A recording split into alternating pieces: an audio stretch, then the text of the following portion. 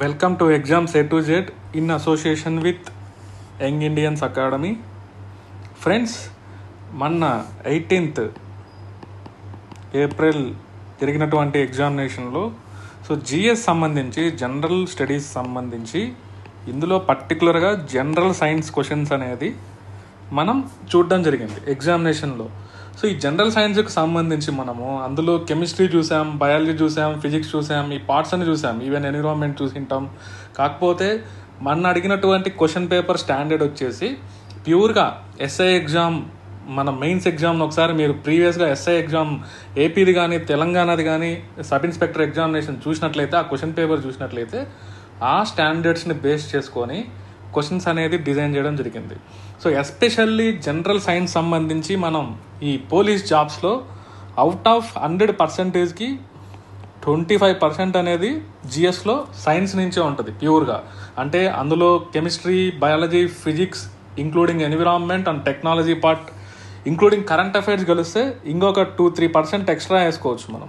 అంటే around out of 100 questions మనం ఒక 25 to 27 క్వశ్చన్స్ అనేది ఓన్లీ సైన్స్ పార్ట్ నుంచే ఎక్స్పెక్ట్ చేయొచ్చు. మీరు కావాలంటే ప్రీవియస్ ఇయర్ క్వశ్చన్ పేపర్స్ అనేది ఒకసారి ఓపెన్ చేసి చూడండి. మొత్తం జిఎస్లో మీకు సైన్స్ అనేది ఎంత వెయిటేజ్ ఉంటుందో చాలా క్లియర్గా అర్థమైపోతుంది. 50 మార్క్స్ అనేది 200కి క్లియర్గా సైన్స్ నుంచే ఉంటుంది. అది నేనేం చెప్తున్నా, ఇండైరెక్ట్గా ఈ సైన్స్ అండ్ టెక్నాలజీకి సంబంధించి ఉంటుంది, ప్లస్ జనరల్ సైన్స్లో కెమిస్ట్రీ, బయాలజీ, ఫిజిక్స్, ఎన్విరాన్మెంట్ వాటికి సంబంధించినవి కూడా ఆ ఫండమెంటల్స్, ఆ సబ్జెక్ట్లో డీప్గా వెళ్ళిపోయి వాటికి సంబంధించిన ఫండమెంటల్స్ పైన మనకి ఎలాంటి అవగాహన ఉంది అనే దానిపైన క్వశ్చన్ చేయడం జరుగుతుంది. మీరు కావాలంటే మన ఎగ్జామ్స్ A to Z యొక్క యూట్యూబ్ ఛానల్లో ప్లేస్టోర్లోకి వెళ్ళి జనరల్ సైన్స్ ప్లేస్టోర్లో ప్లేలిస్ట్లో ఓపెన్ చేస్తే గత ఎస్ఐకి సంబంధించిన ఈ సైన్స్ విభాగానికి సంబంధించిన కొన్ని క్వశ్చన్ పేపర్స్ అనేది, అందులో కొన్ని క్వశ్చన్స్ అనేది ఎక్స్ప్లెయిన్ చేయడం జరిగింది. అది చూస్తే మీకు జనరల్గా కన్వెన్షనల్గా రొటీన్గా మనకి గ్రూప్స్లో అడిగే క్వశ్చన్లు లైక్ Group 2, Group 3, Group 1లో అడిగే విధంగా డైరెక్ట్గా అడగకుండా సబ్జెక్ట్ని డెప్త్గా అడిగి, అంటే డెప్త్గా అంటే ఇక్కడ మనం ఏమని మాట్లాడుకోవాలంటే టిపికల్ అని చెప్పాలి. అది డిఫికల్ట్ అనకూడదు, ఈజీ అనకూడదు, డిఫికల్ట్గా క్వశ్చన్ చేయడం జరిగింది. ఆ క్వశ్చన్స్ అనేది ఎలా ఉంటుందో, ప్రీవియస్ ఇయర్ క్వశ్చన్స్ అనేది ఎలా ఉంటుందో మీరు ఒకసారి ప్లేస్టోర్లోకి వెళ్ళి జనరల్ సైన్స్ సెక్షన్లోకి వెళ్ళి మీరు ఆ ప్లేలిస్ట్ ఓపెన్ చేసినట్లయితే మీకు అరౌండ్ ఒక 10 క్లాసెస్ అనేది ఉన్నాయి. అందులో మీరు క్లియర్గా అబ్జర్వ్ చేయొచ్చు కాన్సెప్ట్ వైజ్ ఎలా ఉంటాయి క్వశ్చన్స్ అనేది. దాన్ని బేస్ చేసుకొని ఈరోజు ఈ జనరల్ సైన్స్ విభాగానికి సంబంధించి కూడా ఎగ్జామినేషన్లో క్వశ్చన్స్ అనేది అడగడం జరిగింది, ఎస్పెషల్లీ జిఎస్ సంబంధించి. మీకు అర్థమెటిక్ రీజనింగ్ అనేది ఎంత ఇంపార్టెంటో ఈ జిఎస్ కూడా same. Half of the part SI ఎగ్జామ్లో half of the part arithmetic reasoning, half of the part GS general studies అనేది మనం గుర్తుపెట్టుకోవాలి.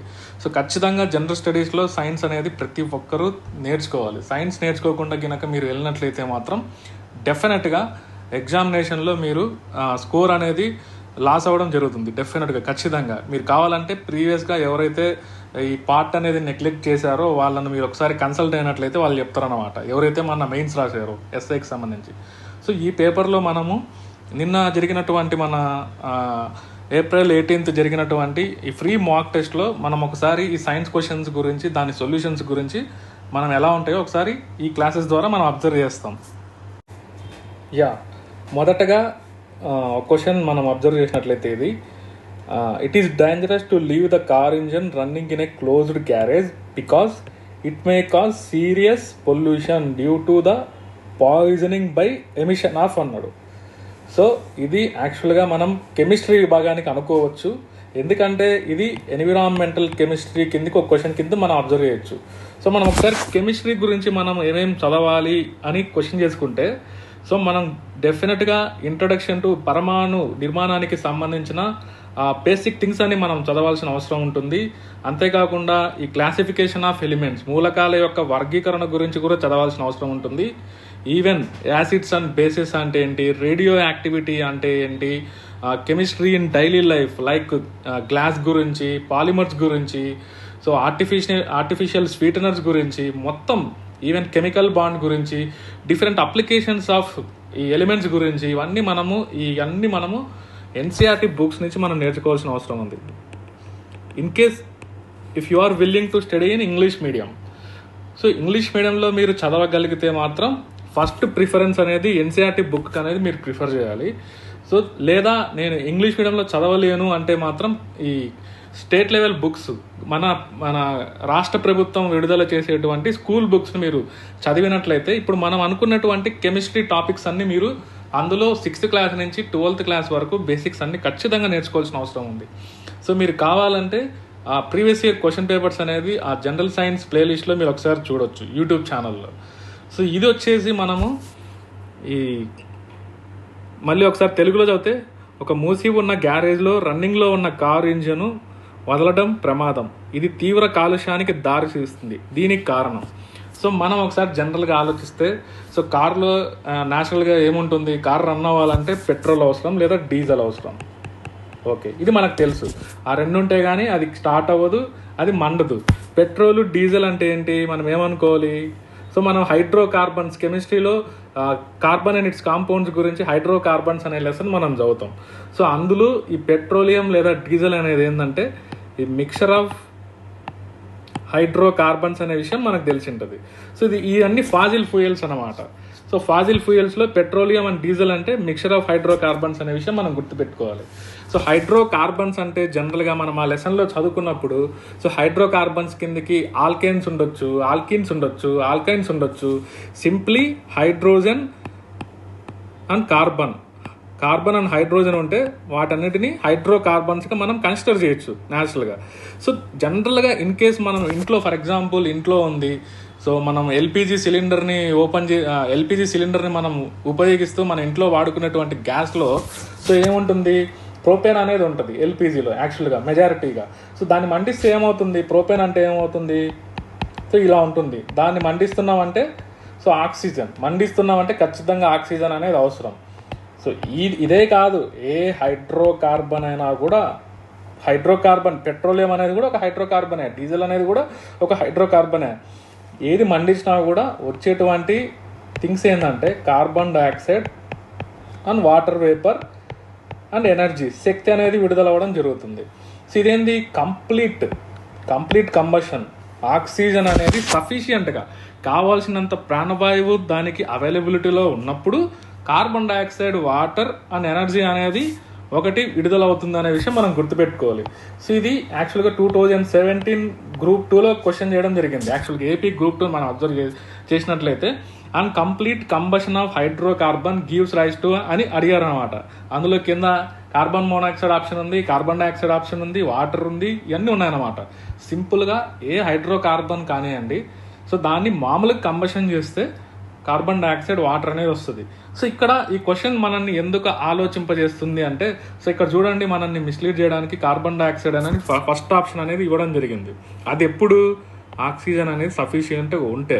సో ఇక్కడ క్లూ ఏంటి, మనకు ఒక మూసి ఉన్న గ్యారేజీలో అంటున్నాడు అంటే అక్కడ ఆక్సిజన్ సఫిషియెంట్గా లేదు అనేది మనకు ఇండైరెక్ట్గా చెప్తున్నాడు. So running in a closed garage అంటే, క్లోజ్డ్ గ్యారేజ్ అంటే అవన్నీ డోర్లన్నీ క్లోజ్ చేసేసి ఉంటుంది, అందులో ఇంజన్ స్టార్ట్ చేసాము అంటే కార్ అనేది రన్నింగ్లో ఉంది, ఆ ఇంజన్ అనేది రన్నింగ్లో ఉంది అనుకుంటే అప్పుడు ఏం జరుగుతుంది, సో ఆక్సిజన్ అనేది ఇన్సఫిషియెంట్గా ఉంటుంది. ఈ హైడ్రోకార్బన్ను మండించడానికి ఆక్సిజన్ అనేది ఇన్సఫిషియెంట్గా ఉన్నప్పుడు సో ప్రమాదకరమైన విషవాయువు ఏం రిలీజ్ అవుతుందంటే కార్బన్ మోనాక్సైడ్, దాంతోపాటు వాటర్ వేపర్ రిలీజ్ అవుతుంది అనే విషయం మనం గుర్తుపెట్టుకోవాలి. సో అక్కడ ఇన్కంప్లీట్ కంబషన్, ఆక్సిజన్ సప్లై అనేది తక్కువ ఉంది కాబట్టి కార్బన్ మోనాక్సైడ్ మాత్రమే రిలీజ్ అవుతుంది అనే విషయం మనం గుర్తుపెట్టుకోవాలి. సో కార్బన్ మోనాక్సైడ్ అనేది రిలీజ్ అయినప్పుడు మన రక్తంలో అది పీల్చుకున్నట్లయితే రక్తంలో ఉన్న హీమోగ్లోబిన్తో అది కార్బాక్సీ హీమోగ్లోబిన్ అనే కాంపౌండ్ ఫామ్ చేసి ఆక్సిజన్ క్యారియింగ్ కెపాసిటీని కంప్లీట్గా దాన్ని తగ్గించేసి చనిపోయేదానికి, కోమాలోకి వెళ్ళిపోయి చనిపోయేదానికి ఎక్కువ ఆస్కారం ఉంది. అందుకోసమే దీనికి ఆన్సర్ వచ్చేసి కార్బన్ మోనాక్సైడ్ అని పెట్టాలి సింప్లీగా. సో ఇందులో ఏమేమి ఇన్వాల్వ్ అయినాయి, ఎన్విరాన్మెంటల్ పొల్యూషన్ ఉంది, ఈవెన్ ఆర్గానిక్ కెమిస్ట్రీ ఉంది. సో మనం ఆర్గానిక్ కెమిస్ట్రీలో ఈ ఆల్కేన్స్ గురించి క్లారిటీ లేకుండా ఉంటే అసలు పెట్రోల్ అంటే ఏంటో తెలియకుండా, డీజిల్ అంటే ఏంటో తెలియకుండా, ఆర్గానిక్ కెమిస్ట్రీలో ఆల్కేన్స్ అంటే ఏంటో తెలియకుండా దీనికి ఆన్సర్ మనం బ్లైండ్గా ఇది పెట్టేస్తాం మ్యాక్సిమంగా. లేదా ఇంకొకటి కూడా ఇక్కడ అన్బర్న్ పెట్రోల్ అనేది వేగ్ ఆప్షన్, ఈ సల్ఫర్ డైఆక్సైడ్ అనేది కొంతమంది పెట్టొచ్చు, ఛాన్స్ ఉంది, పాసిబిలిటీ మెజారిటీ. బట్ విషపూరిత వాయువు అనేది కార్బన్ మోనాక్సైడ్ అనే విషయం మీరు గుర్తుపెట్టుకోవాలి. సో ఆన్సర్ వచ్చేసి carbon monoxide. Next, one more fundamental basic question. So ఇది మనం యాక్చువల్గా ఇంట్రడక్షన్ టు అటామిక్ స్ట్రక్చర్ కిందకి మనం అబ్జర్వ్ చేయొచ్చు. ఇంట్రడక్షన్ టు అటామిక్ స్ట్రక్చర్ అంటే యాటమ్ గురించి మొత్తం ఫండమెంటల్స్ గురించి, ఆ యాటమ్కి సంబంధించిన పరమాణు యొక్క ప్రాథమిక అంశాలన్నీ ఈ చాప్టర్లో మీరు నేర్చుకోవాల్సిన అవసరం ఉందన్నమాట. సో ఇక్కడ సింపుల్గా చూడండి, particles which can be added to the nucleus of an atom without changing its chemical properties are అని అంటున్నారు. ఒక పరమాణువు కేంద్రకానికి దాని రసాయనిక ధర్మాలు మారకుండా కలపగలిగే కణాలు ఏవి అంటున్నాడు. సో మనం బేసికల్గా యాటమ్ యొక్క నిర్మాణాన్ని పరిశీలించినట్లయితే, సో యాటమ్ చుట్టూ సో ఇలా ఆర్బిట్స్ అనేది అంటే ఈ కక్షలు అనేది ఉంటాయి, స్థిర కక్షలు అనేది ఉంటాయి. మధ్యలో ప్రోటాన్స్, న్యూట్రాన్స్ అనేది ఉంటాయి. ప్రోటాన్స్కి పాజిటివ్ ఛార్జ్ అనేది ఉంటుంది. దీని చుట్టూ ఎలక్ట్రాన్స్ అనేది స్థిర కక్షలో తిరుగుతూ ఉంటాయి అనే విషయం మనం ఆ చాప్టర్ ద్వారా, ఫండమెంటల్స్ ద్వారా మనం నేర్చుకుంటాం. సో ప్రోటాన్కి పాజిటివ్ ఛార్జ్ ఉంటుందని తెలుసు, ఎలక్ట్రాన్కి నెగిటివ్ ఛార్జ్ ఉంటుందని తెలుసు. ఓకే, సో న్యూట్రాన్ అనేది న్యూట్రల్, ఎలాంటి ఛార్జ్ ఉండదు దానిపైన. కాకపోతే ఒక పరమాణుకి ఈ పరమాణు సంఖ్య అంటే మనం ఆ చాప్టర్ ద్వారా అటామిక్ నెంబర్ అంటే ఏం తెలుసుకోవచ్చు అంటే, ఒక పరమాణువు లేని ప్రోటాన్లు లేదా ఎలక్ట్రాన్ల సంఖ్యను సూచించేదే పరమాణు సంఖ్య, అటామిక్ నెంబర్. దాన్ని బేస్ చేసుకొని మనము ఈ ఆవర్తన పట్టిక అనేది డిజైన్ చేయడం జరిగింది. అంటే హైడ్రోజన్కి 1, హీలియంకి 2, లిథియంకి 3, బెరీలియంకి 4, బోరాన్కి 5, కార్బన్కి 6, నైట్రోజన్కి 7, ఆక్సిజన్కి 8, ఫ్లోరిన్ 9, నియాన్కి 10 అని పిలుస్తున్నామంటే దాని యొక్క అది ప్రోటాన్ నెంబర్ కానీ ఎలక్ట్రాన్ నెంబర్ కానీ అని ఇండికేషన్ అనమాట మనకు. దాన్ని బేస్ చేసుకొని ఆ పరమాణు ఏంటి అనేది మనం చెప్పగలుగుతున్నాం.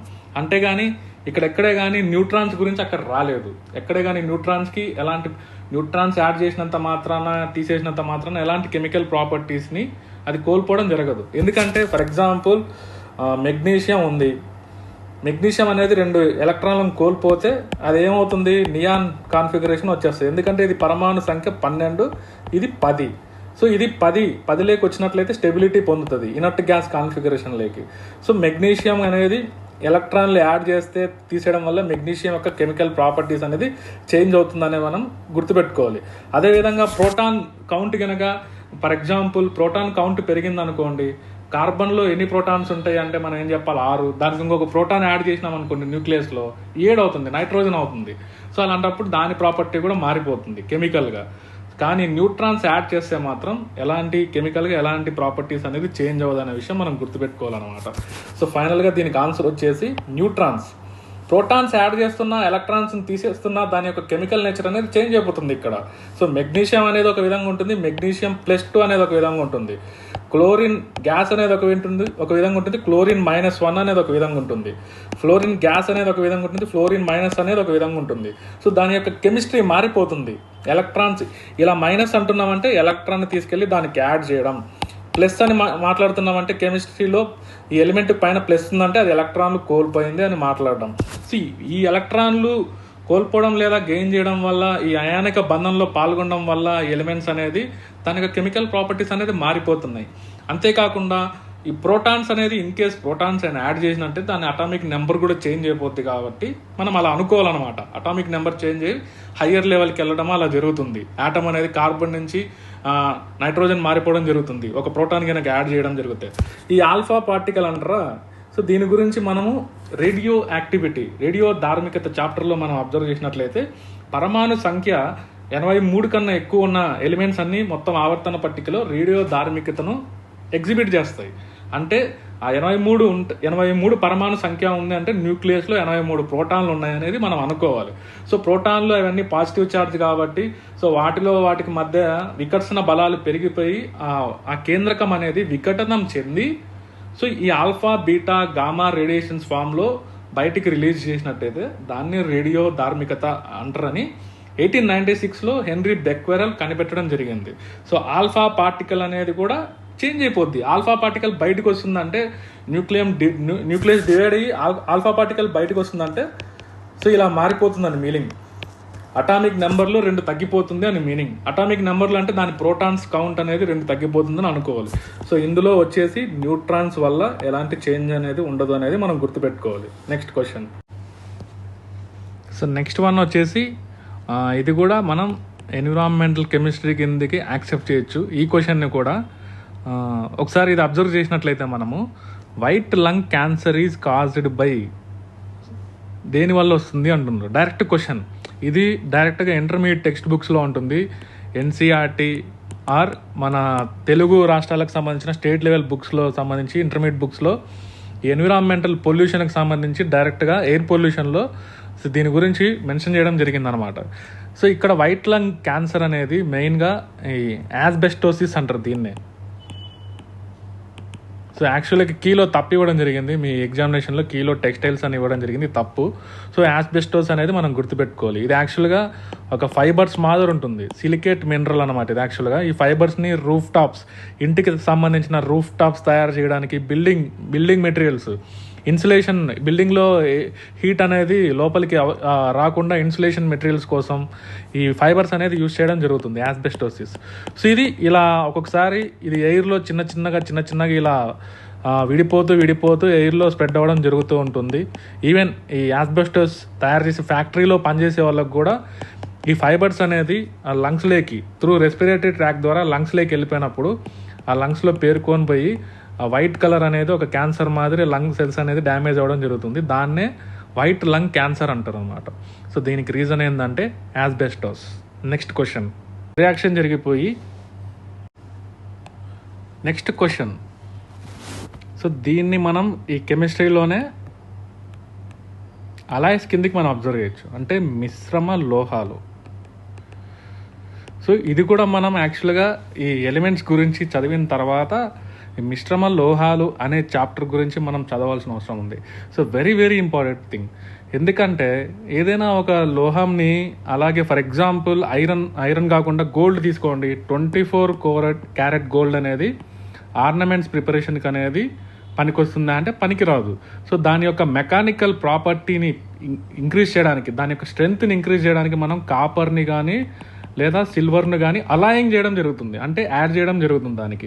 సో అప్పుడు అది 22 క్యారెట్ అనుకోండి, 22 క్యారెట్ ఆర్ 18 క్యారెట్ అనుకోండి, అందులో కాపర్ కానీ సిల్వర్ కానీ యాడ్ చేసినప్పుడు దాన్ని ఆర్నమెంట్స్గా తయారు చేయడం జరుగుతుంది. సో దీన్ని బట్టి మనం ఏమనుకోవచ్చు ఇక్కడ. సో అలాయ్స్ యొక్క ప్రిపరేషన్ యొక్క ఉద్దేశం ఏంటంటే, ఒకటి ఎలిమెంట్స్ అనేది డిఫరెంట్ రకరకాల ఎలిమెంట్స్, ఒక 3 or 4 ఎలిమెంట్స్ అన్ని కలిపేసి, అందులో మెటల్స్ ఉండొచ్చు, నాన్ మెటల్స్ ఉండొచ్చు, మెటలాయిడ్స్ ఉండొచ్చు, అవన్నీ కలిపేసి మన అవసరాలకు తగినట్టుగా, మన యూజెస్కి తగినట్టుగా ఒక మెటీరియల్ అనేది తయారు చేయడం జరుగుతుంది. దాన్నే మిశ్రమ లోహం అంటారు. సో మిశ్రమ లోహం అంటే రకరకాల ఎలిమెంట్స్ అనేది మిక్స్ చేసేసి ఒక యూనిఫామ్ మిక్చర్ అనేది ఫామ్ చేయడం జరుగుతుంది. సో అలాయ్స్ అనేది యాక్చువల్గా సొల్యూషన్స్ కిందికి వస్తాయి. సో మీరు సొల్యూషన్స్ లెసన్ చదివేటప్పుడు, అంటే ద్రావణాల లెసన్ చదివేటప్పుడు సో అలాయ్స్ అనేది కూడా మనం చదవచ్చు. సో సాలిడ్ చూసేదానికి సాలిడ్గా ఉంటుంది, ఒకే విధంగా ఉంటుంది చూసేదానికి. సో అందులో మనం ఏమి డిఫరెన్షియేట్ చేయడం, హోమోజీనియస్ మిక్చర్, సజాతీయ మిశ్రమంగా కనిపిస్తుంది చూసేదానికి. సో దాంట్లో మాత్రం మనం దాన్ని కెమికల్గా అబ్జర్వ్ చేసినట్లయితే అందులో ఐరన్ ఉండొచ్చు, కార్బన్ ఉండొచ్చు, నికెల్ ఉండొచ్చు, క్రోమియం ఉండొచ్చు, మెగ్నీషియం ఉండొచ్చు, అల్యూమినియం ఉండొచ్చు, ఇవన్నీ ఉండొచ్చు ఒక్క జస్ట్ ఆ సబ్స్టెన్స్లో. దాన్ని మనం అలాయ్ అని పిలుస్తాం. సో ఇక్కడ మనము ఈ క్వశ్చన్ కూడా ఈ అలాయ్స్ని బేస్ చేసుకొని అడిగారని అనుకోవచ్చు. సో అలాయ్స్ని తయారు చేయడం యొక్క ఉద్దేశం ఏంటంటే, ఒకటి so malleability, ductility property, corrosion resistance property, conductivity increase చేయడం. కరోజన్ రెసిస్టెన్స్ అంటే ఇలాంటి తుప్పు పట్టకుండా కాపాడేందుకు, కండక్టివిటీ దాని యొక్క ఎలక్ట్రిసిటీ కానీ హీట్ని కానీ కండక్ట్ చేసే విధంగా తయారు చేసేదానికి. మెలియబిలిటీ అంటే, డక్టిలిటీ అంటే థిన్ వైట్స్గా, అంటే అది ఎంత మైక్రో లెవెల్ వైట్స్గా లాగినప్పటికీ, దారాల మాదిరి తయారు చేసినప్పటికీ అది విరిగిపోకుండా ఉండేటట్టు తయారు చేయడము, దాన్ని డక్టిలిటీ ప్రాపర్టీ అంటారు. మెలేబిలిటీ అంటే థిన్ షీట్స్గా ఫామ్ చేయొచ్చు. మనం ఫర్ ఎగ్జాంపుల్ సిల్వర్ కానీ గోల్డ్ కానీ మనం ఒకసారి అబ్జర్వ్ చేసినట్లయితే దాన్ని మనం థిన్ షీట్స్గా మనం ఫామ్ చేయొచ్చు. సో ఇలాంటి ప్రాపర్టీస్ అన్ని ఇంక్రీజ్ చేయడానికి ఉద్దేశంతోనే మనం అలాయ్స్ అనేది తయారు చేయడం జరుగుతుంది, మిశ్రమ లోహాలు అనేది తయారు చేయడం జరుగుతుంది. సో దీన్ని దృష్టిలో పెట్టుకోవాలన్నమాట. ఇక్కడ చూడండి, ఆ మిశ్రమ లోహాల్లో మనం యాక్చువల్గా చాలా చదువుతాం, దాని గురించి మనం ఒక 10 మిశ్రమ లోహాల గురించి చదువుతాం. ఇక్కడ సింపుల్గా మనం అడిగిన క్వశ్చన్ ఏంటంటే, stainless steel does not rust because. So ఇక్కడ మనం అడిగింది స్టెయిన్లెస్ స్టీల్లో ఏముంటుందని అడగలేదు. సో స్టీల్ అంటే అందరికి తెలుసు. సో ఐరన్ ఉంటుంది, కార్బన్. ఈ ఐరన్ యొక్క స్ట్రెంగ్త్ ఇంక్రీజ్ చేయడానికి, హార్డ్నెస్ ఇంక్రీజ్ చేయడానికి కార్బన్ అనేది యాడ్ చేయడం జరుగుతుంది. సో ఇది జనరల్గా స్టీల్ అని పిలవచ్చు. దీనికి మనం గినక నికెల్, క్రోమియం యాడ్ చేస్తే సో అప్పుడు స్టెయిన్లెస్ స్టీల్ తయారవడం జరుగుతుంది. స్టెయిన్లెస్ అంటున్నాడు అంటే దాని మీద ఎలాంటి మీనింగ్ఫుల్గా చూసినట్లయితే ఎలాంటి రంగులు కానీ ఎలాంటి ఎక్స్టర్నల్గా ఎలాంటి ప్రాపర్టీస్ దానికి ఎలాంటి అతుక్కోవు. సో మనం ఇన్ కేస్ మనం గినక వాచెస్ గినక అబ్జర్వ్ చేసినట్లయితే it is prepared by using stainless steel అని రాసి ఉంటుంది కింద.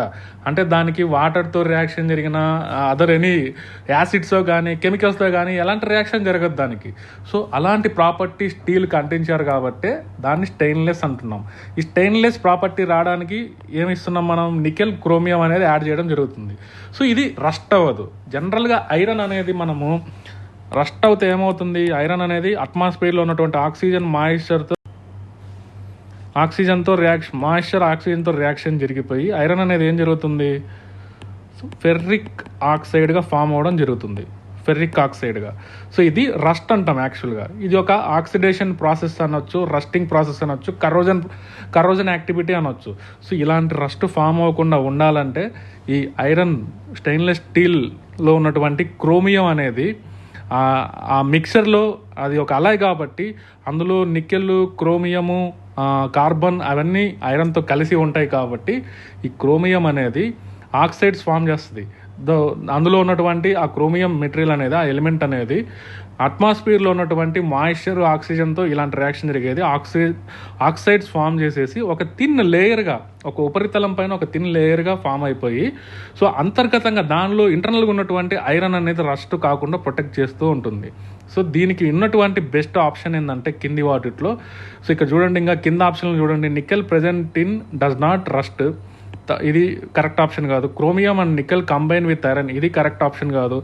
Iron forms a hard chemical compound with chromium, impossible. ఇలాంటి ఆప్షన్స్ అన్నీ మిమ్మల్ని మిస్లీడ్ చేయడానికి ఇస్తుంటారు. సో ఇక్కడ best possible option, reasonable option ఏంటంటే, సో సైంటిఫిక్గా కరెక్ట్ ఆప్షన్ ఏంటంటే chromium forms oxide layer and protects iron from rusting అనేది కరెక్ట్ ఆప్షన్ అనమాట ఇక్కడ. సో ఇలా కూడా మనల్ని ఒకసారి మనకు నిజంగా సైంటిఫిక్గా మనకు అవగాహన ఉందా, మనకు సెన్స్ ఆఫ్ హ్యూమర్ ఉందా, ఇలాంటి క్వశ్చన్లు మనం ఒకసారి అబ్జర్వ్ చేసినట్లయితే సైంటిఫిక్గా మనకి ఎంత క్లారిటీ ఉంది, ఒకసారి సబ్జెక్ట్ని మనం టెస్ట్ చేయాలనుకుంటే ఇలాంటి క్వశ్చన్లు కూడా అడగడం జరుగుతారు. సో డైరెక్ట్గా స్టెయిన్లెస్ స్టీల్లో ఏమేమి ఉంటాయి అని అడిగేసి కింద iron, nickel, chromium, carbon, iron, magnesium, aluminium ఇలాంటి ఆప్షన్స్ ఇవ్వకుండా సో ఇలా సబ్జెక్ట్ని మనల్ని టెస్ట్ చేయడానికి కూడా ఇలాంటి క్వశ్చన్లు అడగవచ్చు అనమాట. సో దీనికి బెస్ట్ పాసిబుల్ ఆప్షన్స్ వచ్చేసి chromium forms oxide layer. Oxide layer అనేది బయట ఉంటుంది, దాన్ని ఫర్దర్గా రస్ట్ కాకుండా కాపాడుతూ ఉంటుంది. So option A is the correct one. Next question. So మనం అనుకున్నాం కదా రేడియో యాక్టివిటీ అనేది కూడా మనం చదవాలి అని. సో 83 ఎలిమెంట్స్ పైన ఉండేటన్ని ఈ రేడియో యాక్టివిటీ అనేది ప్రదర్శిస్తూ ఉంటాయి అనేది మనం ఇందాక ఒకసారి చెప్పడం జరిగింది. ఒక బిట్టుకు సంబంధించిన సందర్భానికి సంబంధించి ఎక్స్ప్లెయిన్ చేయడం జరిగింది. సో ఇక్కడ మనం ఒకసారి ఆ చాప్టర్ నుంచి మళ్ళీ ఒక క్వశ్చన్ ఒకసారి మనం అబ్జర్వ్ చేసినట్లయితే, the name of the radio gas which make it easier to detect underground nuclear test from air samples. So భూ అంతర్గతంగా జరిగిన అణు పరీక్షను అక్కడ గాలి ద్వారా తేలికగా గుర్తించేందుకు ఉపయోగపడే రేడియో ధార్మిక వాయువు ఏది? సో ఇక్కడ కింద ఆప్షన్లు చూస్తే, ఫర్ ఎగ్జాంపుల్ ఆప్షన్లు చూస్తే మనము ఆప్షన్లు ఎలిమినేషన్ చేసినట్లయితే, ఇన్ కేస్ మనకు తెలియదు అనుకోండి, ఆప్షన్లు ఎలిమినేషన్ చేసినట్లయితే సింపుల్గా మనకి దీనికి ఏమీ తెలియదు అనుకోండి ఫస్ట్ ఇనీషియల్గా. సో మనం ఒకసారి ఈ యొక్క ఇనర్ట్ గ్యాసెస్ని మనం అబ్జర్వ్ చేసినట్లయితే helium, neon, argon, krypton, xenon, radon అనేది ఒక ఇనర్ట్ గ్యాసెస్ అనేది మనం 18th గ్రూప్లో మనం అబ్జర్వ్ చేయొచ్చు. ఈ పీరియాడిక్ టేబుల్ ఆవర్తన పట్టికలో 18 ఒక గ్రూప్లో మనం ఈ జడవాయువులు అనేది అబ్జర్వ్ చేయొచ్చు. హీలియం అనేది 2, నియాన్ అనేది 8, ఆర్గాన్ అనేది 18, ఇది 36, సో ఇది 54 ఇలా ఉండడం జరుగుతుంది దాని యొక్క అటామిక్ నెంబర్ వచ్చేసి. సో ఆప్షన్లు చూడండి, నియాన్ అని పెట్టేదానికి అసలు ఆప్షనే తప్పు. సో నియాన్ మహా అంటే ఒక ఎలిమెంట్ గురించి మనం ఇండికేషన్ చేయాలంటే ఇలా ఎక్స్ అని పెట్టేసి కింద జెడ్ అని పెట్టేసి ఇలా పైన ఏ అని పెట్టామనుకోండి. ఇవన్నీ యాక్చువల్గా మనం ఇంట్రడక్షన్ టు అటామిక్ స్ట్రక్చర్ చాప్టర్లో మనం నేర్చుకుంటాం యాక్చువల్గా ఇవన్నీ. సో ఇది జెడ్ అంటే అటామిక్ నెంబర్, ఏ అంటే అటామిక్ మాస్ నెంబర్. మనం ఇందాక అనుకున్నాం అటామిక్ నెంబర్ అంటే ప్రోటాన్స్ లేదా ఎలక్ట్రాన్స్ కౌంట్ని ఇండికేట్ చేసేదే ఆటమ్ యొక్క పరమాణు యొక్క ప్రోటాన్స్ లేదా ఎలక్ట్రాన్ కౌంట్ని ఇండికేట్ చేసే అటామిక్ నెంబర్ అని, పరమాణు యొక్క ప్రోటాన్స్ మరియు న్యూట్రాన్స్ కౌంట్ని ఇండికేట్ చేసేదే అటామిక్ మాస్ నెంబర్, పరమాణు ద్రవ్యరాశి సంఖ్య అని పిలవడం జరుగుతూ ఉంటుంది. ఇది పరమాణు సంఖ్య. సో ఇక్కడ చూసినట్లయితే నియాన్ మనం అబ్జర్వ్ చేసినట్లయితే సో దాని యొక్క పరమాణు సంఖ్య ఎంత ఉంది? సో నియాన్ యాక్చువల్ 10 ఇక్కడ 2, 10, 18, 36, 54. సో మహా అంటే ఇక్కడ 10 వస్తుంది. ఈ పరమాణు ప్రోటాన్లు ప్లస్ న్యూట్రాన్ల సంఖ్య అంటే మహా అంటే 10 అన్న రావాలి, లేదా ఆర్ 11 అన్న రావాలి, ఆర్ 12 అన్న రావాలి మహా అంటే. ఇప్పుడు మనం వీటన్నిటిని యాక్చువల్గా ఏమంటాం? నియాన్ ఇలా ఉందనుకోండి 10 ఇక్కడ మహా అంటే ఓకే 20, 21, 22 ఇలా వస్తుంది. న్యూట్రాన్స్ కౌంట్ కూడా యాడ్ అవుతుంది కాబట్టి.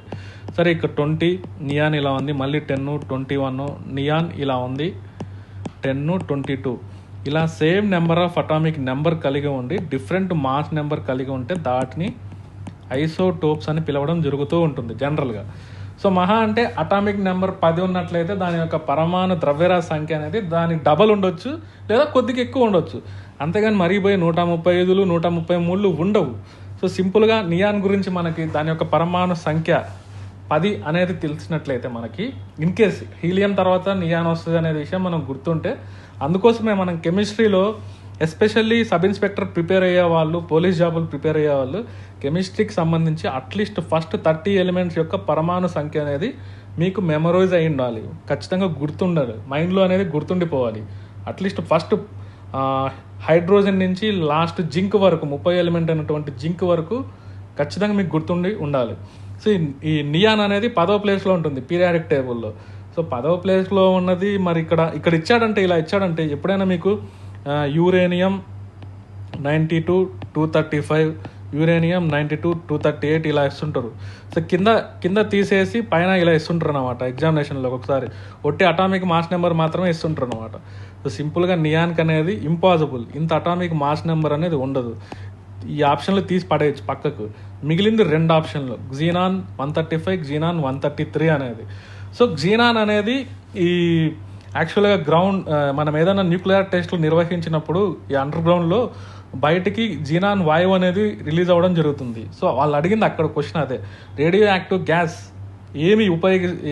దేన్ని బట్టి అది జరిగింది, న్యూక్లియర్ టెస్ట్ జరిగింది అనేది కన్ఫర్మ్ చేసుకోవచ్చు అనేది ఎయిర్ శాంపుల్స్ ద్వారా మనం పరిశీలించవచ్చు. సో నియాన్ అనేది మనం ఆప్షన్లు చూసి 2 ఎలిమినేషన్ చేసేసాం. ఇక్కడ 135, 133 అనేది ఉండదు కాబట్టి ఇంపాసిబుల్ కాబట్టి ఎలిమినేషన్ చేసాం. కాకపోతే ఇక్కడ 135 అని ఇచ్చారు, 133 అని ఇచ్చారు. యాక్చువల్గా క్సీనాన్ అనేది ఉంటుంది ఎయిర్లో ఉండేది, మళ్ళీ మనల్ని కన్ఫ్యూజ్ చేయడానికి క్సీనాన్ అనేది ఉంటుంది. కాకపోతే వెన్ కంపేరిటివ్గా 135 కన్నా 133 అనేది ఈజీగా ఎయిర్లో స్ప్రెడ్ అవ్వడం జరుగుతుంది. ఎందుకోసం? సో దీని యొక్క కేంద్రకం యొక్క బరువు 135 ఉంది, దీని యొక్క కేంద్రకం యొక్క బరువు 133 ఉంది. సో కంపేరిటివ్గా దీని యొక్క వెయిట్ అనేది లెస్ తక్కువ ఉంది కాబట్టి సో ఎయిర్లో స్ప్రెడ్ అయ్యేదానికి పాసిబిలిటీ ఉంటుంది ఎక్కువగా క్సీనాన్ 133 అనేది. సో ఆప్షన్ అనేది క్సీనాన్ 133 అనేది ఆప్షన్ మనం పెట్టేయచ్చు. సో మామూలుగా ఈ క్సీనాన్ అనేది గుర్తుపెట్టుకోవాలి. యాక్చువల్గా ఇది రేడియో యాక్టివిటీ లెసన్ గురించి మనం చదివేటప్పుడు దీని గురించి మనం ఎక్స్ప్లెయిన్ చేయడం జరుగుతుంది. ఈ రేడియో యాక్టివిటీ అంటే ఏంటి, ఆల్ఫా బీటా గామా రేడియేషన్స్ అంటే ఏంటి, న్యూక్లియర్ ఎనర్జీకి సంబంధించిన న్యూక్లియర్ ఫ్యూజన్, కేంద్రక సంలీనం, కేంద్రక విలీన చర్యలు అంటే ఏంటి, ఇవన్నీ మనం అక్కడ డిస్కస్ చేయడం జరుగుతుంది ఈ చాప్టర్స్ గురించి చదివేటప్పుడు. సో అప్పుడే రేడియో యాక్టివ్ ఐసోటోప్ సంబంధించి కూడా ఆ యూజెస్, అప్లికేషన్స్ ఇవన్నీ మనం నేర్చుకోవడం జరుగుతూ ఉంటుంది. సో అవి వచ్చినప్పుడు జనరల్గా ఇలాంటి ఏమన్నా మిస్లీనియస్ ఆస్పెక్ట్స్ ఉంటే అక్కడ డిస్కస్ చేయడం జరుగుతూ ఉంటుంది మనం. కాకపోతే కింద ఆప్షన్లను బట్టి కూడా మనము ఎలిమినేషన్ చేయొచ్చు అనేది నా అభిప్రాయం. సో ఈ 133, 135 అనేది జస్ట్ నియాన్ అనేది పీరియాడిక్ టేబుల్లో 10వ ప్లేస్లో ఉంది. పైన దాని అటామిక్ మాస్ నెంబర్ మహా అంటే 20 ఉంటుంది, 21 ఉంటుంది, 22 ఉంటుంది, 23 ఉండొచ్చు మహా అంటే. అంతేగాని 135లో అలా ఉండదు. మీరు కావాలంటే ఎలిమెంట్స్కి చూసుకోండి, అంత భారీ డిఫరెన్స్ అనేది ఉండదు. సో పైకి ఈ 83 తర్వాత ఉన్నటువంటి ఎలిమెంట్స్ అన్నిటికీ కొంచెం భారీ డిఫరెన్స్ ఉంటుంది కాబట్టి ఇనీషియల్గా ఉన్నటువంటి ఎలిమెంట్స్ అన్నిటికీ వెరీ నేరో డిఫరెన్స్ అనేది ఉంటుంది. సో ఈ నియాన్ అనేది ఈజీగా ఎలిమినేషన్ చేయొచ్చు. ఉన్నటువంటి క్సీనాన్ గ్యాస్లో మళ్ళీ క్సీనాన్ అనేది మనకు కన్ఫర్మ్ అయిపోయింది, క్సీనానే ఆన్సర్ అని. సో మనం ఆ ఎలిమినేషన్ పద్ధతిలో క్సీనాన్ 133 అనేది దీనికన్నా తక్కువ వెయిట్ ఉంటుంది కాబట్టి గాలిలో ఈజీగా తేలి బయటికి రావడానికి ఆస్కారం ఉంది కాబట్టి ఈ Xenon 133 అనే ఆప్షన్ మనం ప్రిఫర్ చేయొచ్చు అనమాట. సో ఇక్కడ ఆన్సర్ అనేది Xenon 133 అనేది ఇవ్వడం జరిగింది. నెక్స్ట్ క్వశ్చన్ కూడా ఈ రేడియో యాక్టివిటీ చాప్టర్ నుంచి రేడియో యాక్టివ్ ఐసోటోప్స్ యొక్క యూజెస్ నుంచి అడగడం జరిగింది మ్యాథ్స్ ద ఫాలోయింగ్లో ఇక్కడ. సో దీన్ని కూడా మనం ఒక 2-3 తెలిసిన రిమైనింగ్ ఎలా ఎలిమినేషన్ చేయొచ్చు నేను చెప్తా.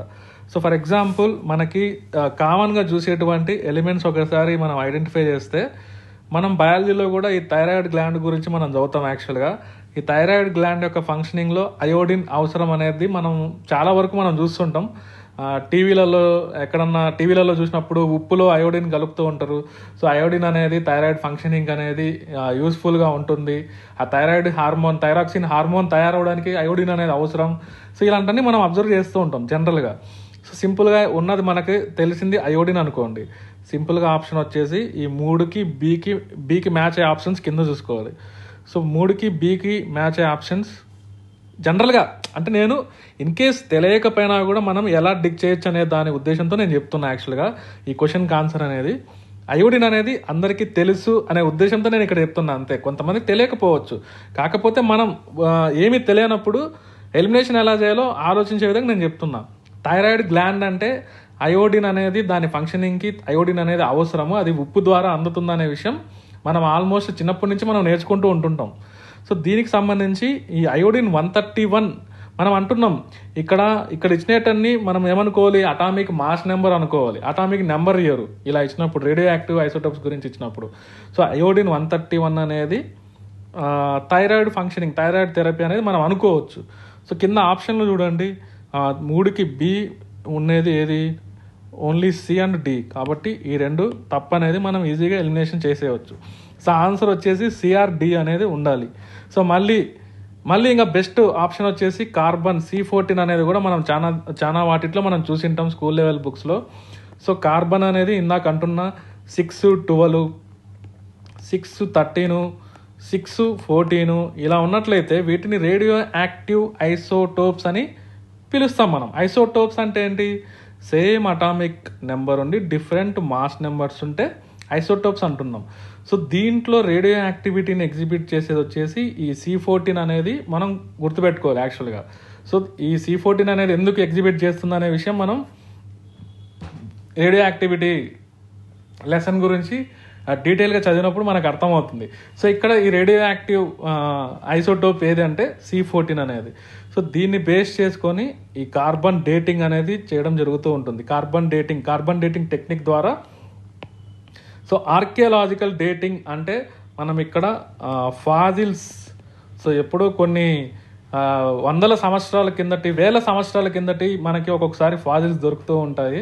సో వాటికి సంబంధించి అది ఎన్ని సంవత్సరాల కిందటిది అని ఎగ్జాక్ట్గా మనం ఊహించలేం. కాబట్టి అందులో ఉన్నటువంటి ఈ C14 లెవెల్ని బేస్ చేసుకొని, దాని యొక్క హాఫ్ లైఫ్ని బేస్ చేసుకొని దాని యొక్క ఏజ్ని అనేది క్యాలిక్యులేషన్ చేయడం జరుగుతుంది through carbon dating technique. So అందులో యూస్ చేసేటువంటి రేడియో యాక్టివ్ ఐసోటోప్ ఏంటంటే కార్బన్ అనే విషయం. సో అది కూడా జనరల్గా చాలామంది చూసింటారు. సో ఇక్కడ ఈ ఆప్షన్ కరెక్ట్గానే ఉంది, ఈ ఆప్షన్ కరెక్ట్గానే ఉంది, బి అనేది కరెక్ట్గానే ఉంది, బి అనేది కరెక్ట్గానే ఉంది. సో కోబాల్ట్-16 ఇది క్యాన్సర్ ట్రీట్మెంట్లో యూస్ చేస్తారు జనరల్గా. సో కోబాల్ట్-16 అనేది క్యాన్సర్ ట్రీట్మెంట్లో యూస్ చేస్తారు. సో ఈ ఆప్షన్ చూడండి, ఫస్ట్ ఆప్షన్ ఇది కూడా కరెక్ట్గానే ఉంది. సో మనల్ని డిసైడ్ మన ఆన్సర్ రైటా కరెక్టా అనేది, రైటా రాంగ్ అని డిసైడ్ చేసేది ఈ 2 ఆప్షన్లు, సెకండ్ ఆప్షన్, ఫోర్త్ ఆప్షన్ అన్నమాట. ఇప్పుడు సో ఇక్కడ మనం కొంచెం ఒకవేళ ఆలోచిస్తే మిగిలినట్టు ఏంటి, పొటాషియం 40, ఫాస్ఫరస్ అనేది మిగిలింది. ఓకే, మళ్ళీ కొంతసేపు బయాలజీ గురించి ఆలోచిస్తే లుకేమియా మీన్స్ ఏమని అర్థం, క్యాన్సర్ రిలేటెడ్ టు బ్లడ్ అనేది మనం ఒకసారి అనుకోవాలి. లుకేమియా అంటే వైట్ బ్లడ్ సెల్స్కి వచ్చేటువంటి క్యాన్సర్నే లుకేమియా అని పిలుస్తారు. అది బయాలజీలో మనం నేర్చుకుని ఉంటాం. సో మళ్ళీ ఒకసారి బ్లడ్ ఎక్కడ ఫామ్ అవుతుంది అనేది మనం ఒకసారి మళ్ళీ డీప్గా ఆలోచిస్తే, బ్లడ్ అనేది బోన్ మ్యారోలో, ఎముక మధ్యలో తయారవుతుంది అనే విషయం మనందరికి తెలుసు జనరల్గా. సో ప్రతి ఒక్కరికి తెలిసి ఉంటుంది, బోన్ మ్యారోలో ఎముక మధ్యలో రక్తం అనేది తయారయ్యి ఉంటుంది అనేది అందరికి తెలిసే ఉంటుంది ఆల్మోస్ట్. సో బోన్స్లో ఉండేటువంటిది ప్రధాన ఎలిమెంట్స్ ఏంటి ఆలోచిస్తే కాల్షియం, ఫాస్ఫరస్ అనేది ఆ బోన్స్ గురించి మనం నేర్చుకునేటప్పుడు ఆ కాల్షియం, ఫాస్ఫరస్ అనేది మనకు మైండ్లో ఉండాలి. సో ఫాస్ఫరస్ బోన్స్లో ఉంది. సో బ్లడ్ అనేది బోన్లో ఫామ్ అవుతుంది. సో దీనికి ఫాస్ఫరస్కి ఏమన్నా రిలేటెడ్ ఉండొచ్చు అనమాట. యాక్చువల్గా ఇక్కడ 32 అని ఇవ్వాలి నెంబర్, ఇక్కడ ఇవ్వలేదు. ఈ ఫాస్ఫరస్ 32 అనేది లుకేమియా ట్రీట్మెంట్లో యూస్ చేస్తారు. సో ఎందుకోసం ఆ లుకేమియా అంటే యాక్చువల్గా బోన్ మ్యారోలో బ్లడ్ ఫామ్ అయ్యేటప్పుడు వైట్ బ్లడ్ సెల్స్కి వచ్చేటువంటి క్యాన్సర్ని లుకేమియా అని పిలుస్తారు. సో బోన్ మ్యారో అంటే ఎముకలకు సంబంధించింది, ఎముకల్లో ఉండేది. ఎముకలు అంటే అది కాల్షియం, ఫాస్ఫరస్ అయి ఉంటుంది. సో ఫాస్ఫరస్ అయి ఉండొచ్చు అనేది ఒక ప్రాబిలిటీ మనకి. సో ఇది ఆన్సర్ లుకేమియా థెరపీ అనేది. ఇంకా పొటాషియం 40 అంటారా. ఇంకా లాస్ట్ అనేది ఇక్కడ చూడండి, ఇక్కడ ఫాస్ఫరస్కి అనేది ఆప్షన్ ఏ అనేది ఇక్కడ ఉంది. ఇంకా 2 అనేది C, geological dating. So potassium 40 అనేది జియోలాజికల్ డేటింగ్లో యూస్ చేస్తారు అనేది తెలిసినా తెలియకపోయినా కూడా మనకి ఆన్సర్ అనేది ఇక్కడ మనం రాబట్టేసాం ఆల్మోస్ట్. అంటే ఒక్కొక్క దాన్ని మనం ఇన్ కేస్ మనకు గినక. సో నేను ఎందుకు ఇదంతా చెప్తూ ఉన్నానంటే మీకు సైన్స్ మీద కరెక్ట్గా సైంటిఫిక్గా అవగాహన ఉన్నట్లయితే. సో అవగాహన అంటే నేను ఇక్కడ ఏమంటున్నా అంటే కెమిస్ట్రీ తెలిసి ఉండాలి, బయాలజీ తెలిసి ఉండాలి, ఫిజిక్స్ తెలిసి ఉండాలి, ఎన్విరాన్మెంట్ తెలిసి ఉండాలి. ఈ 4 తెలిసినప్పుడు మీరు ఈవెన్ సైన్స్ అండ్ టెక్నాలజీ కూడా ఆన్సర్ తెలియకున్నా కూడా మీరు ఎలిమినేషన్ చేసే విధంగా మనం తయారయ్యవచ్చు. ఎందుకంటే సైన్స్ అండ్ టెక్నాలజీ అనేది ఇవాల్వ్డ్ ఫ్రమ్ సైన్స్ అన్నమాట. సైన్స్ లేకుండా టెక్నాలజీ అనేది లేదు. ఆ సైన్స్లో నేర్చుకున్నటువంటి ఫండమెంటల్స్ నుంచి వచ్చిందే సాంకేతికత.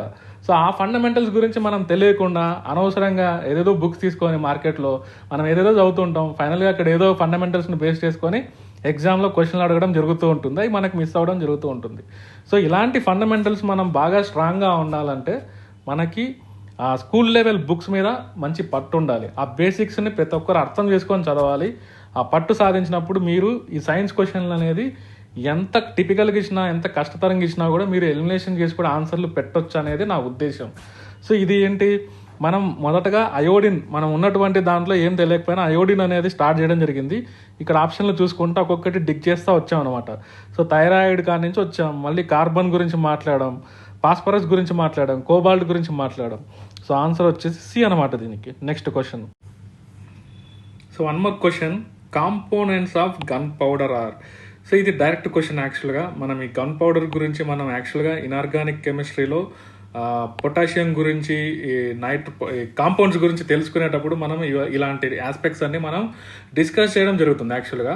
సో గన్ పౌడర్లో యాక్చువల్గా ఏమేముంటుందంటే చార్కోల్ అనేది యాక్చువల్గా కార్బన్ యొక్క ఫామ్స్ని మనం ఒకసారి అబ్జర్వ్ చేసినట్లయితే అందులో క్రిస్టలైన్ ఫామ్స్ని చూడవచ్చు. ఆ క్రిస్టలైన్ ఫామ్స్ అలోట్రోప్స్ని మనం అబ్జర్వ్ చేసినట్లయితే గ్రాఫైట్, డైమండ్, బక్మినిస్టర్ ఫుల్లరిన్, గ్రాఫీన్, ఇవన్నీ మనము కార్బన్ నానో ట్యూబ్స్, ఇవన్నీ యాక్చువల్గా మనం కార్బన్ యొక్క అలోట్రోప్స్గా మనం పరిగణించవచ్చు. సో అవన్నీ క్రిస్టలైన్ ఫామ్, పర్టికులర్ స్ట్రక్చర్ అంటూ ఉంటుంది, దాని యొక్క రూపం అనేది ఉంటుంది. దానిలో మాలిక్యులర్ స్ట్రక్చర్, దాని యొక్క ఇంటర్నల్ యొక్క క్రిస్టల్ ఫామ్ చూసినట్లయితే పర్టికులర్ స్ట్రక్చర్ అనేది ఉంటుంది, లాటిస్ స్ట్రక్చర్ అనేది ఉంటుంది. ఎమార్ఫస్ ఫామ్స్ కిందికి చూసినట్లయితే కోలు, చార్కోల్, ఇవన్నీ ఎమార్ఫస్ ఫామ్స్ అంటే పొడిగా ఉండేటి, అలా చేతిలో అలా అని నలిపేస్తే పొడిగా అయిపోతాయి. దానికి పర్టికులర్గా ఉంటూ ఒక షేప్ అంటూ ఉండదు. దాని యొక్క క్రిస్టల్స్, దాని ఆటమ్స్ అనేది లోపల అంతర్గతంగా నిర్మాణం మనం అబ్జర్వ్ చేసినట్లయితే సో దాని ఆటమ్స్ అనేది ఒక పర్టికులర్ ప్యాటర్న్లో అనేది అరేంజ్మెంట్ ఉండదు. సో అది ఒక జస్ట్ అమార్ఫస్ ఫామ్లో, జస్ట్ ఒక పౌడర్ ఫామ్లో అనేది అవైలబిలిటీలో ఉంటుందనే విషయం మనం గుర్తుపెట్టుకోవాలి. సో నలిపేస్తే జస్ట్ పౌడర్ మాదిరి ఫామ్ అయ్యేటి అమార్ఫస్ అనేది మనం గుర్తుపెట్టుకోవాలి. సో దానికి ఎగ్జాంపుల్ కార్బన్ యొక్క ఫామ్స్లో ఎగ్జాంపుల్ చార్కోలు, మనం అనుకున్నటువంటి కోల్, ఇవన్నీ దాని యొక్క forms, amorphous forms. Crystalline forms అంటే diamond, graphite, బక్మినిస్టర్ fullerene, carbon nano tubes, ఇవన్నీ క్రిస్టలైన్ ఫామ్స్. సో ఇది ఒకటి. యాక్చువల్గా చార్కోల్ అనేది ఖచ్చితంగా ఉంటుంది గన్ పౌడర్లో. పొటాషియం నైట్రేట్ అనేది ఒకటి ఉంటుంది, పొటాషియం నైట్రేట్. దీన్ని యాక్చువల్గా సాల్ట్ పీటర్ అని కూడా పిలుస్తారు. సల్ఫర్ అనేది 3 కాంపోనెంట్స్ ఉంటుంది యాక్చువల్గా. సో ఈ 3 ఉండేది ఆన్సర్ అనమాట, బి ఆన్సర్ వచ్చేసి. సో ఇది యాక్చువల్గా ఇది ఆక్సిడైజర్గా పనిచేస్తుంది దాంట్లో, ఇది ఫ్యూయల్గా పనిచేస్తుంది. సో జస్ట్ మనం గనక బర్న్ చేసినట్లయితే ఈ 3 ఫాస్ట్గా రియాక్షన్ జరిగిపోయి ఈజీగా పేలిపోవడం జరిగిపోతూ ఉంటుంది అనమాట గన్ పౌడర్ అనేది, అంత పవర్ఫుల్ అనమాట. సో దాంట్లో ఉన్నటువంటి కాంపోనెంట్స్ వెరీ ఇంపార్టెంట్ యాక్చువల్గా ఈ క్వశ్చన్ అనేది. సో గన్ పౌడర్లో ఉన్నటువంటి కాంపోనెంట్స్ ఏంటంటే మెయిన్గా ఈ పొటాషియం నైట్రేట్ అనేది ఉంటుంది. సో దానికి తోడు ఈ ఫ్యూయల్ చార్కోల్ అనేది ఉంటుంది, దాంట్లో సల్ఫర్ అనేది కలిపి ఉంటాయి. సో ఇక్కడ ఉన్నటువంటి ఆప్షన్లో ఆన్సర్ వచ్చేసి 1, 2, 4 బి ఆప్షన్. నెక్స్ట్ క్వశ్చన్ వచ్చేసి గ్లాస్ మీద అడగడం జరిగింది. సో ఇది కూడా మనం యాక్చువల్గా కెమిస్ట్రీ అండ్ డైలీ లైఫ్ కిందకి గ్లాస్ గురించి, పాలిమర్స్ గురించి, ఈవెన్ కార్బోహైడ్రేట్స్ అంటే ఏంటి, ఫ్యాట్స్ అంటే ఏంటి, ఇవన్నీ మనం చదవాల్సిన అవసరం ఉందన్నమాట. ఫ్యాట్స్ గురించి, కార్బోహైడ్రేట్స్ గురించి, సోప్స్ అంటే ఏంటి, డిటర్జెంట్స్ అంటే ఏంటి, అవన్నీ మనం ఒకసారి అబ్జర్వ్ చేయాల్సిన అవసరం ఉంది. సో ఒకసారి గ్లాస్ గురించి మనం మాట్లాడితే దీన్ని యాక్చువల్గా మనం సైంటిఫిక్గా మనము ఏమని పిలవాలంటే సూపర్ కూల్డ్ లిక్విడ్, అంటే అతి శీతలీకరణం చెందించినటువంటి ద్రావణం.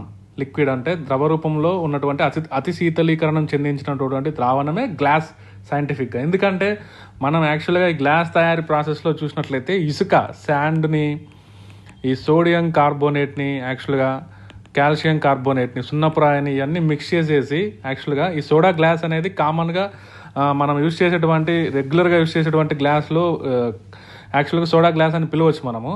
ఈ సోడా గ్లాస్లో యాక్చువల్గా ఈ sand, sodium carbonate, calcium carbonate ఇవన్నీ మిక్చర్ చేసేసి దాన్ని హై టెంపరేచర్ దగ్గర హీట్ చేసి ఆ సిలికేట్స్ ఫామ్ అయ్యేటట్లు చేసేసి దీనికి సంబంధించి వెంటనే మనం కూల్ చేసినట్లయితే అప్పుడు ఒక గ్లాస్ మాదిరి ఫామ్ అవ్వడం జరుగుతూ ఉంటుంది. అందుకోసమే దీనిని సూపర్ కూల్డ్ లిక్విడ్ అని పిలవాలి గ్లాస్ని యాక్చువల్గా. సో ఇక్కడ ఇవి డైరెక్ట్గా మనం మెమరైజ్ చేసుకోవాల్సిన అవసరం ఉందన్నమాట ఇలాంటి క్వశ్చన్స్ని. జనరల్గా గ్లాస్ గురించి మనల్ని ఏ విధంగా అడగొచ్చు అంటే అందులో యూస్ చేసేటువంటి మెటీరియల్స్ గురించి అడగొచ్చు, ఈ సోడా గ్లాస్ యొక్క అప్లికేషన్స్, క్రౌన్ గ్లాస్ వాటి యొక్క అప్లికేషన్స్ అడగొచ్చు, ఈవెన్ గ్లాస్కి ఏ ఎలిమెంట్ వేస్తే ఏ కలర్ వస్తుందనే వాటి మీద కూడా మనల్ని క్వశ్చన్ చేయొచ్చు. ఇక్కడ అడిగింది మాత్రం అందులో అది కెమికల్ కాంపోజిషన్ అనేది ఈ మ్యాచ్ ద ఫాలోయింగ్లో అడగడం జరిగింది. సోడా గ్లాస్ అనేది యాక్చువల్గా మనం డైరెక్ట్గా కింద ఉన్నటువంటి ఆప్షన్స్ని మనం ఒకసారి అబ్జర్వ్ చేసినట్లయితే mixture of potassium and lead silicate, mixture of sodium, barium, zinc, magnesium silicate, sodium, zinc, aluminium silicate, mixture of sodium and calcium silicate. Soda glass అంటే యాక్చువల్గా మనం దీనికి వెళ్ళొచ్చు ఆప్షను 1 అనేది ప్రతి దాంట్లో ఉంది. ఓకే, నెక్స్ట్ వచ్చేసి క్రౌన్ గ్లాస్. సో ఇలాంటి స్పెసిఫిక్గా మనకి క్రౌన్ గ్లాస్ గురించి, ఫ్లింట్ గ్లాస్ గురించి, అందులో ఉన్నటువంటి కెమికల్ కాంపోజిషన్ గురించి తెలుసుకునేటప్పుడు మనం ఏదైనా ఒక ఎలిమెంట్ స్పెసిఫిక్గా ఆ కెమికల్ కాంపోజిషన్లో ఉన్నప్పుడు మాత్రం మనం ఖచ్చితంగా దాన్ని గుర్తుపెట్టుకోవాల్సిన అవసరం ఉంటుంది. సో ఈ క్రౌన్ గ్లాస్కి సంబంధించి మనం ఈ బేరియం, జింక్ అనేది 2 ఉంటాయనే విషయం మైన్యూట్ క్వాంటిటీలో మనం గుర్తుపెట్టుకోవాలి. సో సెకండ్ ఆప్షన్ వచ్చేసి బి. నెక్స్ట్ వచ్చేసి ఫ్లింట్ గ్లాస్ గురించి దీన్ని ఒకసారి మనం అబ్జర్వ్ చేసినట్లయితే సో ఇది యాక్చువల్గా potassium, mixture of potassium, lead silicates. So ఇక్కడ చూడండి అన్ని దానిలలో సిలికేట్స్ అనేది కామన్గా ఉండింది. ఈ సిలికేట్స్ అనేది శాండ్, సిలికాన్ డయాక్సైడ్ నుంచి ఫామ్ అవుతుంది సిలికేట్స్ అనేది యాక్చువల్గా. సో ఇవన్నీ దానిలో కామన్గా సిలికేట్స్ అని ఉంది. కాకపోతే ఈ ఎలిమెంట్స్ అనేది చేంజ్ అయిపోతున్నాయి. ఇక్కడ పొటాషియం, ఇక్కడ బేరియం ఇలాంటి చేంజ్ అయిపోతున్నాయి. ఈ ఫ్లింట్ గ్లాస్ అనేది mixture of potassium, lead silicates అనేది గుర్తుపెట్టుకోవాలి. నెక్స్ట్ వచ్చేసి మిగిలింది పైరెక్స్ గ్లాస్. ఎక్కువగా ల్యాబొరేటరీస్లో యూస్ చేసేది మనం ఈ పైరెక్స్ గ్లాస్ అనేది మనం గుర్తుపెట్టుకోవాలి.